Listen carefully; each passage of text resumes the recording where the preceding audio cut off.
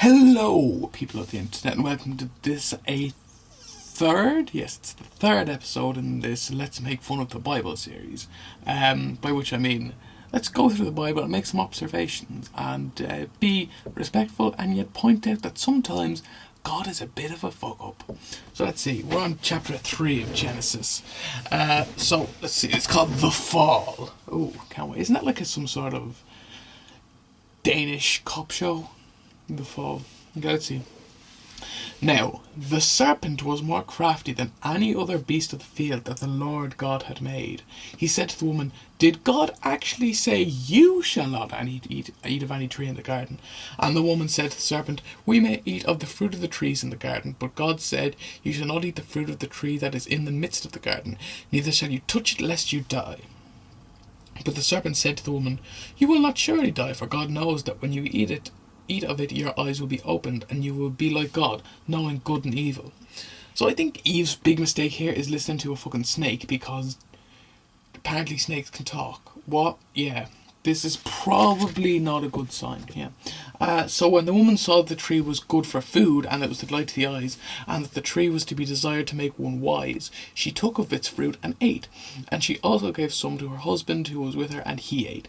Then the eyes of both were opened, and they knew that they were naked. Oh shit, don't you just hate it when that happens, when you open your eyes, like, oh shit, I've got no clothes on.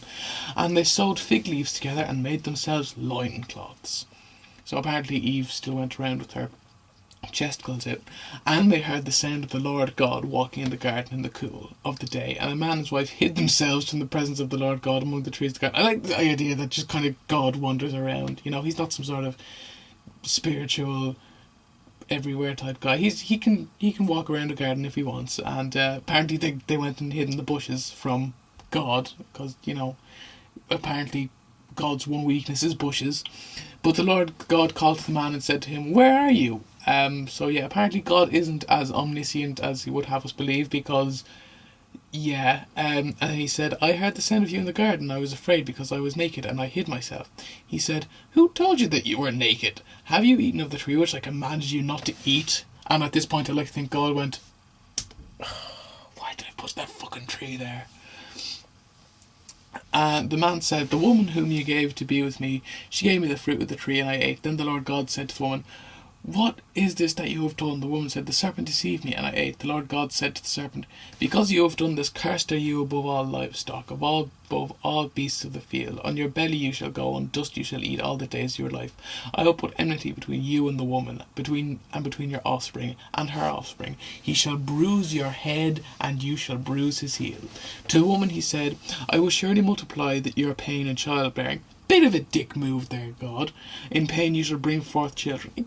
Again, bit of a dick move there, God. Bit of an overreaction. Sure, they ate some fruit. Surely you could go back in time and undo that, seeing as you are God.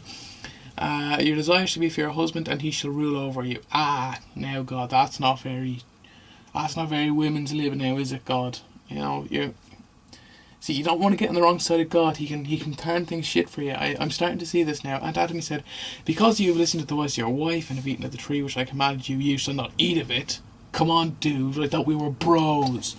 "Cursed is the ground because of you. In pain you shall eat of it all the days of your life. Thorns and thistles that you bring forth for you, and you shall eat the plants of the field. By the sweat of your face you shall eat bread, till you return to the ground from out of which you were taken. For you are dust, and to dust you shall return." Again, God, a bit of an overreaction here, God. The man called his wife's name Eve, because she is the mother of all living. And the Lord God made for Adam and for his wife garments of skin and clothed them. Then the Lord God said, "Behold, the man who has become like us in knowing good and evil. Now lest he reach out his hand and take also of the tree of life and eat and live forever." Therefore the Lord God sent him out of the garden of Eden to work on the ground from which he was taken. It's just God's being a bit of it. I know I've said it already, but you know, it's a bit of an overreaction.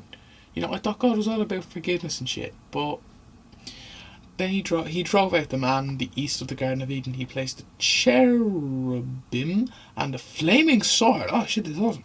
That turned every way to guard the way of the tree of life. And that's the end of chapter 3. Next time we'll have a look at Cain and Abel, which, as we all know, is when it gets really good. So yeah, thanks for watching. So yeah, turns out God's a bit of a dick.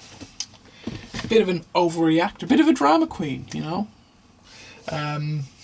So they took some fruit, and God is all like, "Oh, guys, I told you not to eat the fruit. Now I have. Oh, guys, oh shit. Oh, the fucking. Why did you listen to the snake in the first place? Fucking hell. Yeah, fucking hell. Oh, now I have to go make hell for you guys. Oh shit. Fuck. Yeah, that was basically God's reaction. So I will see you guys tomorrow. Bye bye.